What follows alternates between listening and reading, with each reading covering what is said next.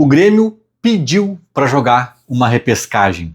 O Grêmio implorou de joelhos para jogar uma repescagem. E o Grêmio conseguiu.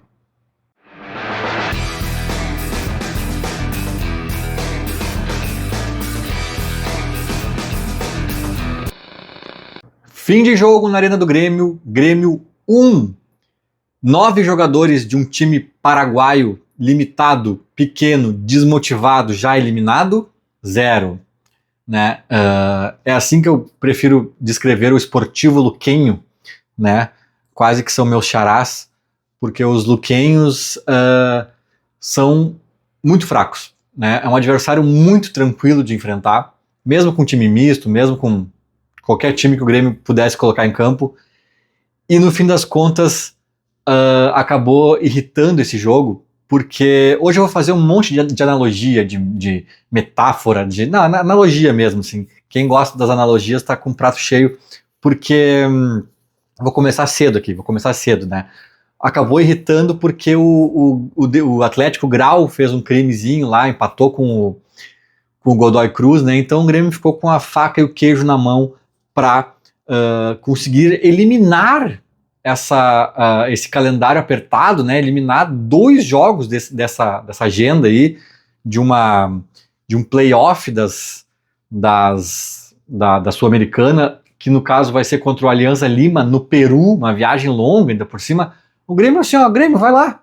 Tá, mas o que eu preciso fazer? É só tu tocar uns 2, 3 gols nesse time chamado Sportivo Luquenho, com 9 jogadores em campo, sem motivação nenhuma e fraquíssimo, limitadíssimo.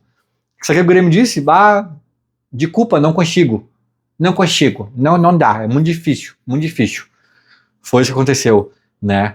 E eu quero fazer algumas críticas ao time do Grêmio, e eu vou começar com o Mano Menezes, que a gente, né, para não ser 8 ou 80, demitam ele, ou meu Deus, ele é um deus, né? A gente às vezes fica, né, desde a era Renato, a gente viu muito isso, eram os renatistas, os anti-Renato. Eu acho que a gente não pode, né, incorrer no mesmo erro com o Mano, com o Quinteiros, com seja lá quem for, né? Se bem que com o Quinteiros na reta final ali, eu acho que o ataque a ele já fazia sentido. Mas o Mano não é esse o caso, tá, gente? Não é esse o caso. Eu acho que eu consigo ver pequenas evoluções. Eu tenho falado aqui, o time tá mais organizado, tá sofrendo menos defensivamente.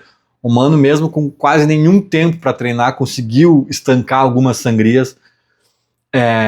Mas ele também tá cometendo alguns erros, né? Ele também tá devagar demais, talvez, em alguns processos.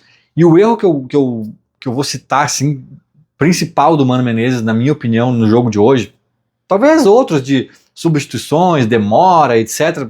Pode ter mais, mas eu quero elencar um principal que foi, aí começando com a primeira analogia. Sabe quando eu sempre critico os goleiros que em bolas alçadas na área, tem vezes que eles nem ficam parados debaixo do gol e nem saem para socar a bola, eles ficam no meio do caminho, que é a pior cagada que um goleiro pode fazer. O Volpi andou fazendo esses tempos, o Grando já fez em outros tempos, o Grêmio tá sempre sofrendo isso, que daí é aquela coisa, o goleiro dá 3 passinhos para frente, o atacante só encosta a cabeça na bola, a bola entra de mansinho no gol.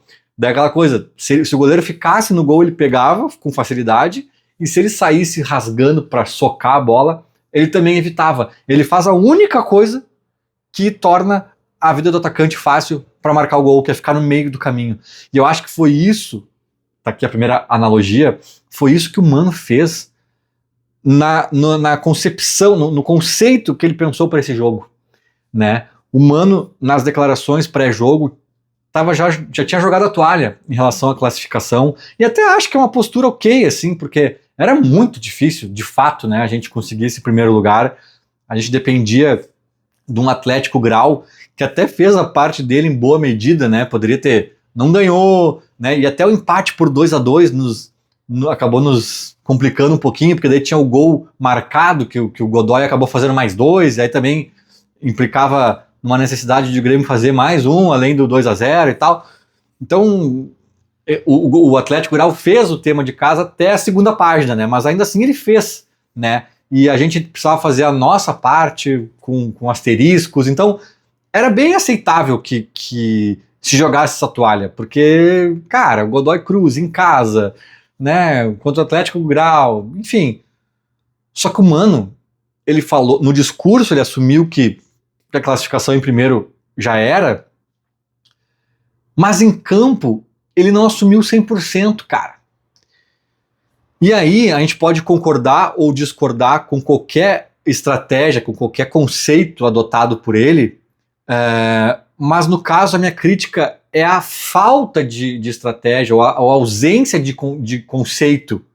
O Mano nem colocou um time robusto o suficiente em campo para, de repente, mostrar que o jogo era importante e que a gente precisava fazer uns 2 ou 3 gols de diferença, porque a gente acreditava no tropeço do Godoy Cruz e pra gente seria muito importante eliminar uma fase dessa competição. Ele não fez isso, ele esvaziou o jogo no discurso e na escalação, de alguma forma, mas ele também não esvaziou o jogo o suficiente para escancarar que essa partida era só protocolar, que estava só atrapalhando o nosso calendário, que o foco é no Juventude no final de semana.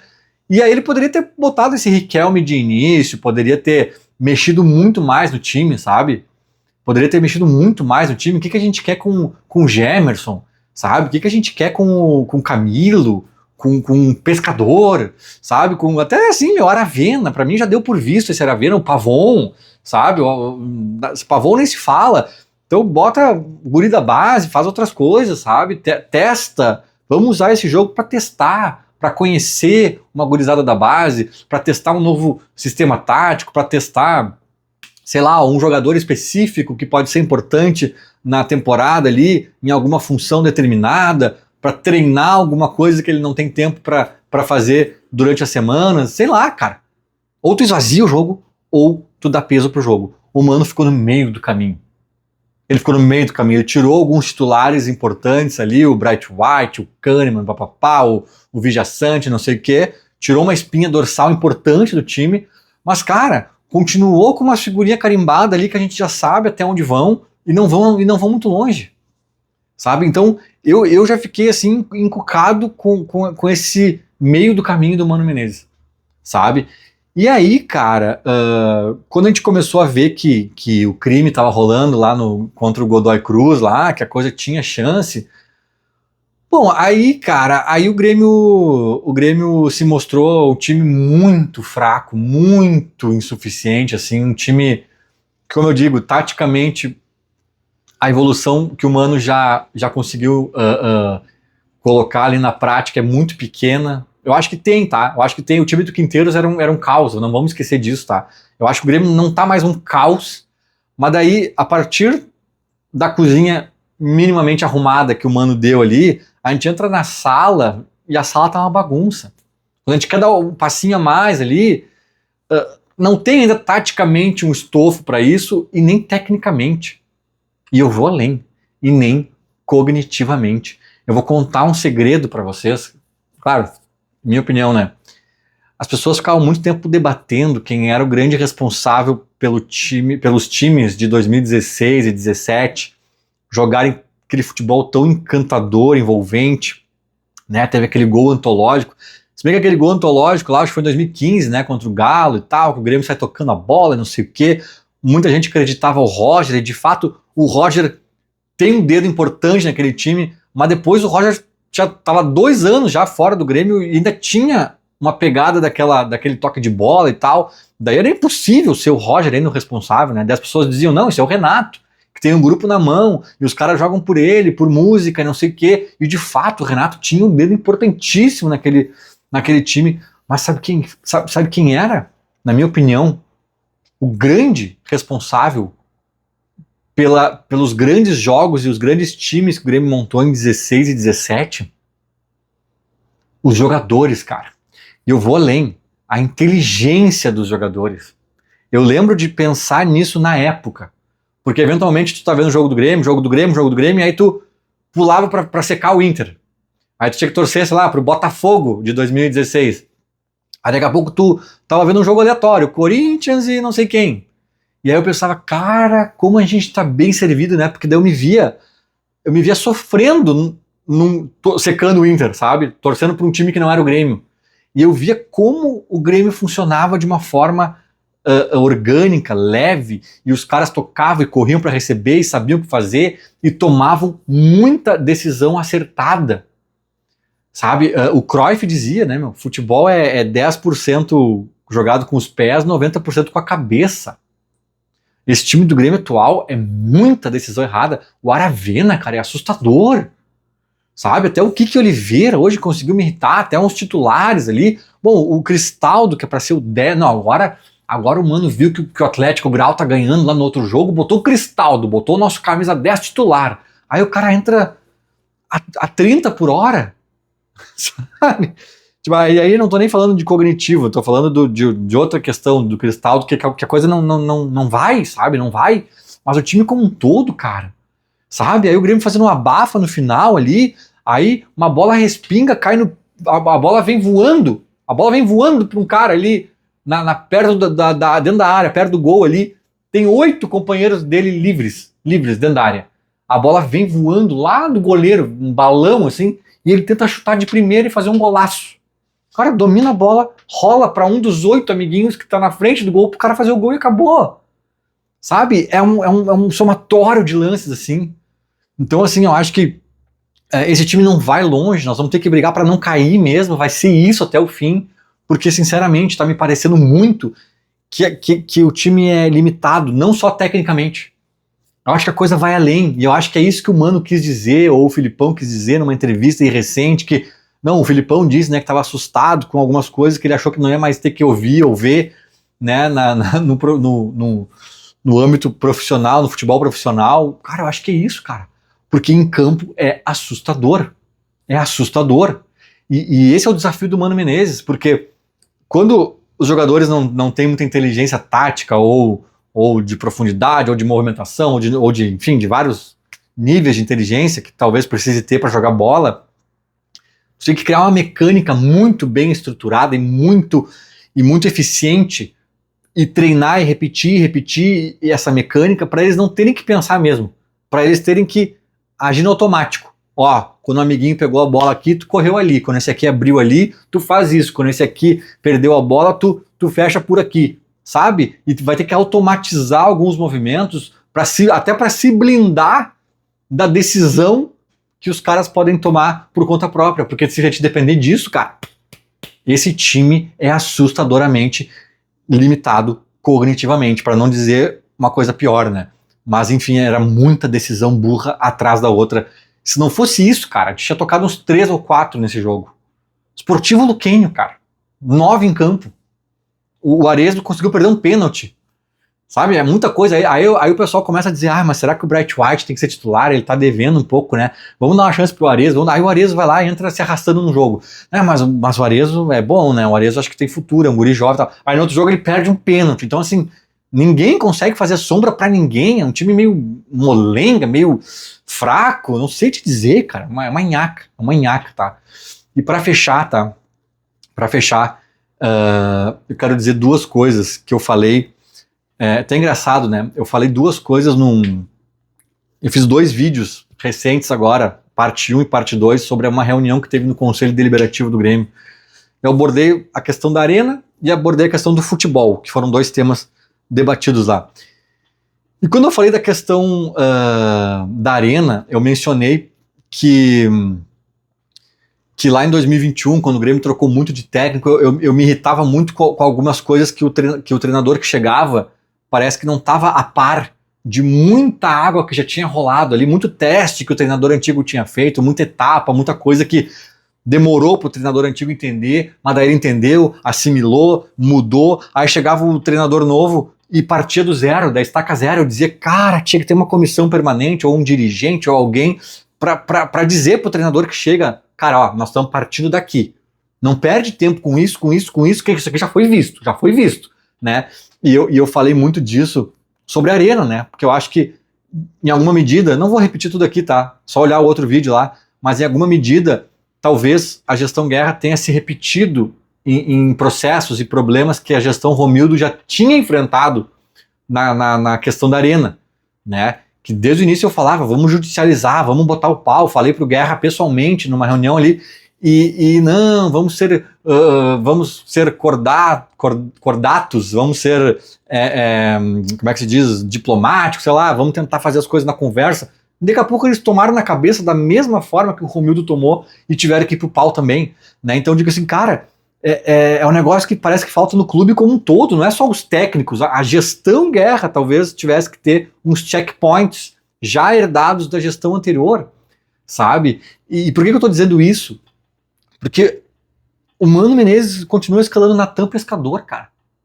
O Natan Pescador, ele é um ícone disso que eu tô falando, sabe? Já estava visto e revisto de novo, e uma nova chance, mas agora quem sabe com uma motivação extra, mas agora quem sabe com um time titular, não, mas agora então com um time novo, com um time reserva, numa Sul-Americana, num Brasileirão, não vai, Gauchão, então agora vai. Não vai, cara.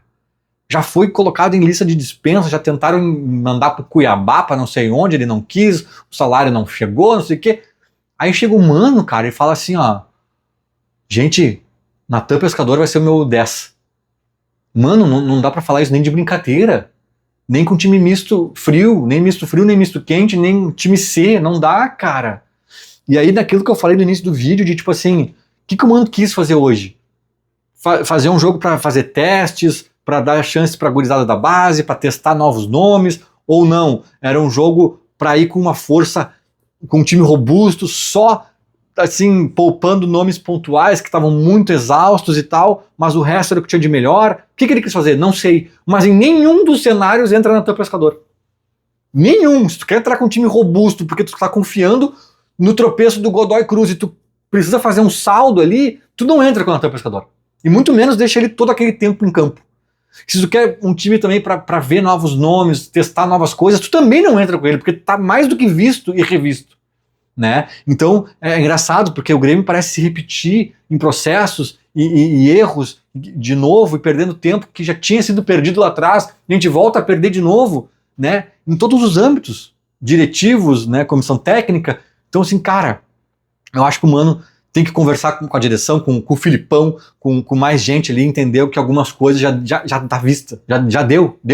Vamos olhar pro novo, vamos olhar pro Riquelme, pro Jardiel, pra essa gurizada, pro Thiaguinho. Eu sei que tem bronca de empresário, eu sei que mas, cara, é isso. Não vai ser o Camilo que vai nos salvar. O Riquelme talvez seja. O Thiaguinho talvez seja. Né? E aí, pra fechar o vídeo, cara, uma outra analogia, né, que eu falei da arena, do checkpoint e tal, pra falar do Natan Pescador. Nesse mesmo vídeo, cara, não chega a ser uma analogia agora, pensando bem, sei lá, mas nesse mesmo vídeo eu falei do departamento de futebol do Grêmio, né, que se baseou no Transfer Market para dizer que o time de 2024 valia, sei lá, 50 milhões de euros, o de 2025 tá valendo 90 e poucos milhões de euros. Veja bem como o Grêmio valorizou, e eles estão querendo, né, dizer que estão contratando bem, portanto, né, estão pegando uma gurizada jovem que está se valorizando no clube. E eu, no vídeo ali, não vou também entrar em detalhes, assistam o vídeo, eu falei, cara, não faz nenhum sentido esse tipo de análise. O valor do teu elenco é só uma variável, que pode dizer muito pouco ou até distorcer realidades. Daí eu fui lá buscar jogadores de outros anos, quanto que estavam valendo na época, né? E um exemplo era o Soares e o JP Galvão, de 2023. O Soares valia 10 milhões de euros, o JP Galvão valia 18, né? Quase o dobro do Soares. E quem que resolveu em campo? Né? Então, assim, daí eu falei, cara, tu não tem que olhar o transfer market para dizer se esse aqui vale 1 milhão a mais que esse, então esse aqui é quem eu vou contratar para o meu time. Não, de repente é esse aqui que tu precisa. É esse aqui que vai te dar frutos melhores. Né? Então tu não tem que ter um Vivian olhando para um Excel bitolado sem entender nada de futebol para montar um time. Tu tem que ter olhares de quem entende. Foi mais ou menos essa a moral do vídeo ali, né, no final das contas. E cara, coincidência ou não, no jogo de hoje, uma das poucas notícias boas se chama Riquelme. O guri que entrou, jogou bem, fez um gol, né? No pouquíssimo tempo que teve ali, conseguiu tumultuar a ponto de nos dar alguma esperança. E o Riquelme foi uma indicação de Luiz Felipe Scolari. Filipão, que ontem esteve na base, eu acho, olhando um jogo deles, e disse assim, ó, vamos levar esse guri aqui pro jogo do Luquenho, porque eu acho que aí vai dar bom. O Mano acatou, botou ele em campo e de fato deu bom. Só que sabe como é que se chama isso? Entender de futebol. O mesmo Filipão, que em 2014 era dito ultrapassado e não sei o quê, porque foi o ano do 7-1. O Filipão chegou no Grêmio e fez muita coisa que mostrou quem ele era. O Filipão, por exemplo, num Grenal, mandou um guri chamado Wallace, volante, estrear no profissional. Um guri novo também, gurizinho. Wallace. Depois ergueu taças aqui no Grêmio, né? A gente sabe do fim da história. E Filipão fez ele estrear no Grenal, no profissional, cara. E estreou bem, e a partir dali continuou no time. E não foi bem uma estreia, né? Depois eu vi que o Riquelme já tinha jogado com o Renato lá atrás, num jogo que o Grêmio descartou lá da Libertadores, porque tinha gauchão no meio, contra o The Strongest, eu acho. Ele jogou uma gurizada, assim, meio... O Grêmio rifou o jogo. Enfim, então não foi a estreia dele, mas, cara, hoje ele tem 18 anos, vai fazer 19, já tá com uma idade aí sim mais maduro. Foi praticamente uma estreia, né? E com gol, com boa movimentação, e com o dedo de Luiz Felipe Scolari. Então é isso que eu digo, cara. Sabe? O departamento de futebol do Grêmio invariavelmente é composto por pessoas que não entendem de futebol, né? Isso que eu não tô falando nem dos abnegados, né? Que tem outras profissões e outras formações. Tô falando do próprio executivo remunerado, que não entende de futebol, não entende do riscado. E aí temos um Filipão aí, talvez para nos dar uma esperança nesse sentido, e que o Mano também consiga aí entender alguns processos para a gente conseguir avançar. Mas infelizmente é isso, né, gente? O que fica desse jogo é a faca e o queijo na mão que a gente teve para eliminar aí uma fase de playoff, e infelizmente teremos que ir ao Peru enfrentar o time do Barcos, o Alianza Lima. O Grêmio foi o melhor segundo colocado, eles foram o pior terceiro colocado, né? Acho que é isso. E aí vai dar esse enfrentamento tumultuando o nosso calendário e tirando tempo para o Mano treinar mais esse time. É o que tem para hoje. Vamos que vamos. Feito? Era mais ou menos isso. Falou. Abraço.